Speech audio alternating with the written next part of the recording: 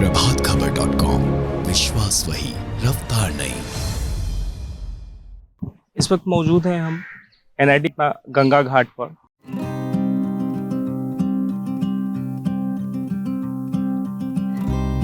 गंगा की शांत लहरों के बीच एक शोर है।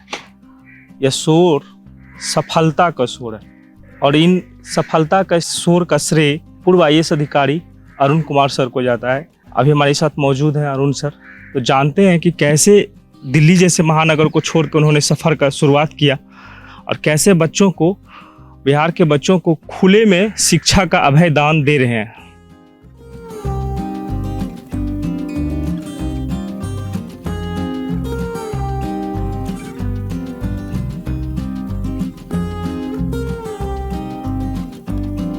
धन्यवाद आपका।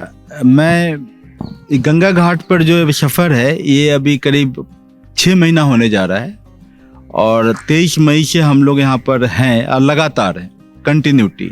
और हम बच्चों को भी बताते हैं कि continuity is the key to success, consistency and continuity. और जहाँ तक मेरे बारे में बात है कि मैं 1994 सिविल सर्विसेज बैच का हूँ और 1994 में जब आईएएस एग्ज़ाम में क्वालिफाई किया, उससे पहले मेरा बीपीएससी भी क्वालिफाई हो चुका था और मैं वहाँ पर 7वां रैंक लाया था। भारत सरकार के विभिन्न पदों पर रहते हुए मेरा जो अंतिम पद रहा है वो commissioner departmental inquiry Central Vigilance Commission में रहा है। और कारगिल युद्ध के दौरान भी मैंने काफ़ी काम किया है जो रक्षा मंत्रालय का होता है। और जो ये यहाँ आने का जो विचार है, तो मेरी पत्नी ऋतु जायसवाल होती हैं जो किसीमाहिनी पंचायत की मुखिया है और जो राष्ट्रपति द्वारा पुरस्कृत पंचायत है। और उन्होंने गांव को वो प्रस्थान किया दिल्ली को छोड़ के, और उनके जो योगदान को देखते हुए मैंने भी सोचा कि मैं भी सामाजिक एवं शैक्षणिक कार्यों में अपने आप को थोड़ा सा समर्पित करूं। मैंने उसके बाद आईएएस के कुछ बच्चों का मेंटरिंग किया जिनका सक्सेसफुल रिजल्ट भी आया। और बाद में ऐसा हुआ कि ऋतु जायसवाल राजनीति में एक राजनीतिक दल से संबंध हो गई और मुखिया का पद खाली हो गया। गांव वालों का कहना हुआ कि आप ही लोगों के परिवार में से कोई होना चाहिए, तो मैं मुखिया भी वहां बन गया। सर्वाधिक मतों से सर आप जीते। हाँ, करीब 2500 मतों से हम जीते हैं, जो कि एक रिकॉर्ड मत जरूर है और लोगों ने काफ़ी भरोसा जताया है। और अभी जो मैं गंगा घाट पर आया हूँ उसके पीछे ऋतु जायसवाल जी और मेरे पंचायत के लोगों का भी योगदान है। उन्होंने बोला कि सर यहाँ तो आप जो काम करते हैं वो काम तो हम लोग सब इंच टेप नाप के हम भी करते हैं और इतनी पारदर्शिता है कि काम बड़े आसानी से हो रहा है और बहुत अच्छा है। तो आप हफ्ता में 1 दिन 2 दिन 3 दिन जितनी ज़रूरत हो उस हिसाब से आप आ जाइए, हम संपर्क में रहेंगे। और मैं ऋतु जायसवाल जी ने जहाँ गंगा घाट पे देखा कि लोग जो है ग्रुप डी की तैयारी कर रहे हैं, तो उन्होंने बोला कि यहाँ के बच्चों को क्यों नहीं अधिकारी की तैयारी करवाई जाए, तो आप अगर वहाँ जाएं तो बड़ा अच्छा रहेगा। तो मैं 23 मई को यहाँ आ गया और सफ़र की शुरुआत हुई। बाद में मेंस परीक्षा हुआ यूपीएससी का, मात्र 16 दिन बाद था, तो 15-16 क्वेश्चन हमारे आ गए। फिर हमारे यूपीएससी का जो एग्ज़ाम हुआ उसमें भी हमारे बच्चे अच्छा किए, रिजल्ट नहीं आया चूँकि 15-16 दिन का ही टाइम था। बीपीएससी की परीक्षा में हमारे यहाँ रिजल्ट ठीक आया है, जबकि कट ऑफ मार्क्स हाई हो गया। जब शुरू में मैं आया तो भीड़ ज़्यादा थी, 400-500 लोग तक भी हमने देखा है। हम उस समय नोट्स वगैरह देते थे, लेकिन जब बच्चों को एक डिसिप्लिन में लाया गया, बोला गया कि आप कॉपी पे लिखें और नोट्स चेक कराएं, तो संख्या घटते घटते 100 के करीब हो गई। फिर जब उनको हुआ कि टेस्ट देने का, तो 15 टेस्ट हमने दिलवाए और टेस्ट में जो हमारे बच्चों की संख्या मात्र 35 ही बच्चे ऐसे थे जो टेस्ट में रेगुलर आए। और इस 35 में अगर 106 कट ऑफ होता तो 32 बच्चे आज निकल चुके होते। चूँकि 113 हुआ है इसलिए 15 का रिजल्ट है। और सर ये बीपीएससी में 8 क्वेश्चनों का उत्तर भी छात्रों ने आपत्ति जताई थी, उसके बाद बदला गया था। देखिए, मैं एक बात कहूँगा कि बीपीएससी की जो अभी जो परीक्षा हुई है इसकी मैं प्रशंसा करता हूँ कि काफ़ी पिछले परीक्षा में जो दुर्घटनाएं घटी थी उसके बाद एक बड़ा सार्थक कदम उठाया गया बीपीएससी के लिए, तो बधाई के पात्र हैं, क्योंकि ये परीक्षा जो यूपीएससी की परीक्षा के लेवल का हो गया। हाँ, प्रश्न पत्र जो थे उसमें थोड़ी दुविधाएं तो थी और जो प्राथमिक रूप में जो उत्तर आया उसमें कुछ शंका भी थी। बच्चों ने ऑब्जेक्शन किया और बीपीएससी ने उसको फिर से चेंज किया है। और कट ऑफ बढ़ने के पीछे कारण है कि बच्चे लगातार ज़्यादा मेहनत किए हैं। तो होता है, हमें कोशिश ये करना है कि मार्जिन में न रहें, हम अपने कट ऑफ को थोड़ा ज़्यादा करके तैयारी करें, ये हमेशा के लिए ज़्यादा अच्छा रहता है। 15 छात्र सर सफल हुए हैं, उसके लिए अब क्या प्लान है, क्या तैयारी?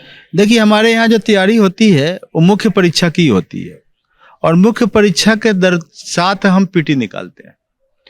तो दरअसल ये जो बच्चे यहाँ तैयार किए हैं 35, इनमें हमें दुख होता है कि कुछ हमारे बच्चे ऐसे भी नहीं हो पाए पीटी में जो मुख्य परीक्षा के लिए बड़े सफल दावेदार थे, और जो 15 हैं वो सफल दावेदार तो हैं ही। तो 15 बच्चे चूंकि मुख्य के हिसाब से ट्रेंड है, तो उनके आगे जाने की संभावना बहुत ज़्यादा है, और वो हमें उम्मीद है कि वो हमारा फाइनल सिलेक्शन ले जाएंगे।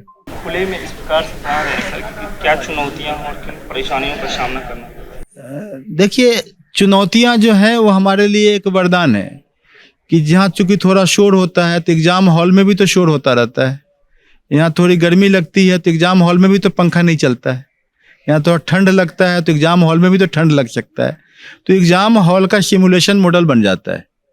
तो ये ज़्यादा अच्छा है। चुनौतियाँ इनको एक अच्छे अधिकारी बनने के रास्ते में एक मील का पत्थर है। वर्तमान शिक्षा व्यवस्था पे सर आपका क्या विचार है?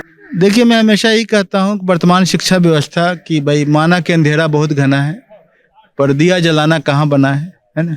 तो मैं अपना दिया जला रहा हूँ अगल बगल में, जितना हमसे प्रकाश हो सकता करेंगे। जब मुझे मौका मिलेगा तो वर्तमान शिक्षा पे मैं सार्थक पहल करूँगा, न कि मैं सुझाव दूंगा। बाजार में सर आजकल हर जगह एक एडवर्टाइज है कि 3 घंटा में यूपीएससी क्रैक करें, बीपीएससी क्रैक करें।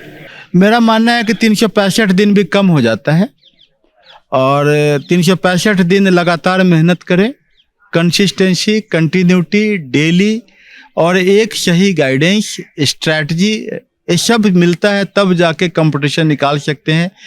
क्रैक एग्जाम नहीं होता है, एग्जाम में अपने आप को वहाँ तक ले जाना पड़ता है। एक आपको किसी से कंपटीशन नहीं है, आपका मार्क से कंपटीशन है। पीटी में हमारे सामने एक यार्ड स्टिक है कि 120 नंबर हमको लाने हैं, वो हमारा यार्ड स्टिक होता है। हमें मेंस में है कि भाई जीएस में हमको 400 नंबर लाने हैं, यार्ड स्टिक होता है। हमें क्रैक नहीं करना होता, किसी को बीट नहीं करना होता, हमको अपने एक लिमिट को वहाँ तक ले जाना होता है, और इसके लिए हमें कोई ज़रूरत नहीं है, हमको अपने से ही कंपटीशन है। मैं आज 70 क्वेश्चन सही कर रहा हूँ, मैं कल 100 करूँगा और परसों मैं 125 करूँगा, ये मेरा लेवल है, बस यही मुझे करना होगा। लाखों रुपए खर्च कर सर दिल्ली महानगर, मुंबई जैसे महानगर में सब छात्र, बिहार के वैसे भी छात्र जा रहे हैं सर, जो मध्यम वर्गीय परिवार चाहे गरीब परिवार से आते हैं, तो उनके लिए सर आप गंगा घाट आए, उपनिषद करें, समीप बैठे। ऑनलाइन एजुकेशन फेल्योर करता है, यूट्यूब से आप एग्जाम नहीं निकाल पाएंगे। आपको एक ऐसा व्यक्ति चाहिए जो यूट्यूब पे उपलब्ध हो और आपके सामने भी उपलब्ध हो। एक ऐसा व्यक्ति चाहिए जो ऑनलाइन में उपलब्ध हो और आपके सामने भी उपलब्ध हो। एक ऐसी परीक्षा चाहिए जो ऑनलाइन में जो बताई जाए तो साथ में परीक्षा यहाँ भी हो, और इसके साथ जो है स्ट्रैटेजी बनाई जाए। और हर व्यक्ति अपने में एक बैच होता है, कोई बैच नहीं होता है, और वो हर व्यक्ति को हम जब पढ़ाएं तो उनको एक किताब बताएं, कोई किताब को पढ़ो और उसके बाद उसका टेस्ट दो, और टेस्ट के बाद अपने आप को इम्प्रोवाइज करो, तब जाकर रिजल्ट होता है। तो ये जो भ्रांतियां फैली हुई हैं, उन भ्रांतियों से हमें दूर हटना पड़ेगा। सर चूँकि आपने बीआरएस लिया है, जहाँ तक मुझे जानकारी है, तो उस समय क्या चुनौती आई? कुछ रिक्स ले रहे थे सर आप? बड़ा रिस्क नहीं, मेरे सामने तो ज़्यादा अच्छे अवसर खुले हैं, क्योंकि मैं जब जॉब में था तो मैं एक सुदूर उस क्षेत्र में अपना समाज में योगदान उन क्षेत्रों में कर रहा था जो रिस्पॉन्सिबिलिटी मुझे मिली हुई थी। अब मेरा क्षेत्र व्यापक हो गया है। पहली बात, आर्थिक बातें हैं, वहाँ मुझे सैलरी मिलता था, यहाँ मैं स्वतंत्र हूँ। मैं चाहूँ तो अपना ऑनलाइन क्लास अगर डेवलप करके उसके साथ मेंटरिंग का कंसेप्ट डेवलप करूँ, मैं कंपनी बना लूँ, जो मैं किया भी है मैंने, तो वहाँ से मुझे ज़्यादा अच्छे उम्मीद बन जाती है। तो मैं तो इसको बाधक नहीं मानता हूँ। दूसरी बात है कि जो मेरा उद्देश्य है कि मैंने स्वाधीनता संग्राम पढ़ा है, अगर सुभाष चंद्र बोस जॉब न छोड़ते तो शायद आज़ाद हिंद फौज नहीं बनता, या अरविंदो घोष जॉब नहीं छोड़ते तो शायद ऑरोविलो नहीं हो पाता, या सुरेंद्रनाथ बनर्जी न छोड़ते तो कांग्रेस इस स्वरूप में नहीं आ पाता। ये सभी सिविल सर्वेंट थे। या गांधी बैरिस्टर तो जो इक्विवेलेंट टू सिविल सर्विसेज का होता है, या नेहरू बैरिस्टर तो जो इक्विवेलेंट टू सिविल सर्वेंट होता है। ये लोगों ने छोड़ा तभी तो हम आज अब आप बात कर पा रहे हैं। तो हमें नए आज़ाद देश की परिकल्पना करनी है तो कुछ तो त्याग करना होगा। ऋतु जायसवाल मैम समाज सेवा के कंटेंट से एजुकेशन कंटेंट डिलीवर पे कैसे उनका क्या योगदान रहा? ऋतु जायसवाल एक नारी शक्ति है और मैं उसकी तुलना नहीं कर सकता अपने से। मैं कुछ भी करूं उनकी बराबरी नहीं कर पाऊंगा। वो ज़्यादा डिफिकल्ट रास्ते पे चल रही हो और मेरा सहयोग उनको मिल रहा है, ये मेरे लिए भी खुशकिस्मती है। मेरा पथ थोड़ा सा ज़्यादा आसान है। यहाँ मुझे सब पैर छू के प्रणाम करेंगे और उनके लिए 4 गालियाँ भी पड़ेंगी, जबकि काम वो मेरे से ज़्यादा महान कर रही हैं। थोड़ा सा एक राजनीतिक प्रश्न भी सर, अभी वर्तमान के राजनीतिक हालात, शिक्षा व्यवस्था जो अभी फिलहाल जिन राजनीतिक कारणों से बन रही है सर, इस पे सर। देखिए, मैं अभी जो एक यंग व्यक्ति हैं जो तेजस्वी जी, उनका एक बड़ा अच्छा, मैं और बाकी चीज़ का कायल नहीं हूँ, लेकिन उन्होंने जो 2-3 बातें हैं कि दवाई, कमाई, पढ़ाई, सिंचाई और सुनवाई, ये 5 चीज़ अगर सही में सफल हो जाए तो हमारा प्रजातंत्र सफल हो जाएगा। ये मैं जरूर मानता हूँ। बहुत बहुत धन्यवाद सर। ठीक। और सर मैं कुछ छात्रों से बात कर रहा हूँ सर। कहाँ से आई हैं, क्या नाम है आपका? मेरा नाम काजोल है और पटना से ही हूँ मैं, अर्जनी बाग इलाके से। खुले में बैठ के सर के पास पढ़ रही हैं? अच्छा लगता है, खुले में ज़्यादा समझ में आता है। आप YouTube या फिर ऐसे पढ़ते हैं तो उसमें से ज़्यादा ये इफेक्टिव साबित होता है। सर के सामने उपनिषद करते हैं तो ज़्यादा सर जो भी पढ़ाते हैं, सुबह का टाइम रहता है, ज़्यादा अच्छे से समझ में आता है। कितने बजे सुबह आती हैं? सुबह 7 बजे से क्लासेस चालू होते हैं ठंड में, और गर्मी के टाइम 6 बजे से। ये फ्री क्लासेस है तो इसीलिए यहाँ पर अच्छे से उपनिषद भी होता है और इतने कम टाइम में आपको इतना अच्छा से समझा दिया जाता है, तो फिर काफ़ी इफेक्टिव साबित होता है।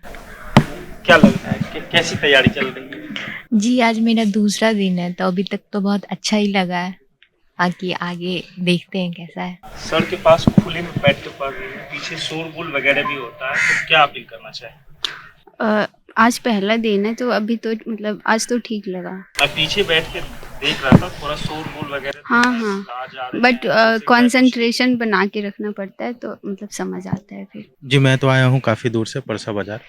सर के पास बैठ के पढ़ रहे हैं, मुफ्त क्लासेस चल रही है। जो छात्र दिल्ली वगैरह मुंबई जा रहे हैं अध्ययन करने के लिए, जी, क्या कहना चाहिए? जैसे मैं यहाँ जून से सर के साथ हूँ जुड़ा हुआ। यहाँ 2 चीज़ें होती है, एक तो गुरुकुल गुरु शिष्य परंपरा है, दूसरी चीज़ें हैं कि अच्छी आदतें अपने आप जुड़ जाती है, जैसे सुबह में जागना, सारे क्रियाकलाप करके फिर यहाँ आकर के बैठना इनके सानिध्य में, तो सुबह में ब्रेन थोड़ा फ्रेश होता है, चीज़ें अच्छे से ग्रैब होती है और आप बहुत कुछ सीख ले जाते हैं।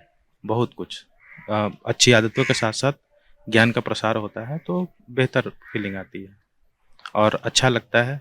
यहाँ पर शांत वातावरण में खुली बच्चों को शिक्षा का अभय ध्यान दिया जा रहा है। हालांकि कुछ चुनौतियां तो जरूर है, लेकिन सर का मानना है कि चुनौतियां हमारे लिए किसी वरदान से कम नहीं है।